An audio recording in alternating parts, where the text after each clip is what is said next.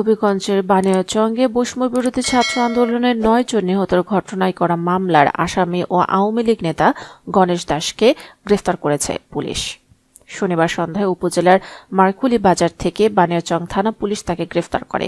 গণেশ দাস বানিয়াচং উপজেলা দৌলতপুর ইউনিয়নের হিলালনগর গ্রামের গৌরসুন্দর দাসের ছেলে। পুলিশ জানায়, গত ৫ আগস্ট বেলা ১১টার দিকে বৈষম্য বিরোধী ছাত্র আন্দোলনকারীরা সাগরদিঘির পশ্চিম পাড় ঈদগাহ মাঠ থেকে মিছিল বের করেন। জ্ঞানীগঞ্জ বাজার প্রদক্ষিণ শেষে ৪ থেকে ৫ হাজার আন্দোলনকারী বড় বাজার শহীদ মিনারে গিয়ে জড়ো হয়। পরে বিক্ষুব্ধ লোকজন মিছিল নিয়ে থানার সামনে এলে পুলিশের সঙ্গে তাদের কথা কাটাকাটি হয়। পরে আন্দোলনকারীরা পুলিশকে লক্ষ্য করে ইটপাটকেল ছুড়তে থাকেন। প্রত্যক্ষদর্শীরা জানান, ঘটনার সময় পুলিশ রাবার বুলেট, কাঁদানে গ্যাস, সাউন্ড গ্রেনেড ছোড়ে। পুলিশের গুলিতে ঘটনাস্থলে ৪ জন সহ ৭ জন নিহত হন।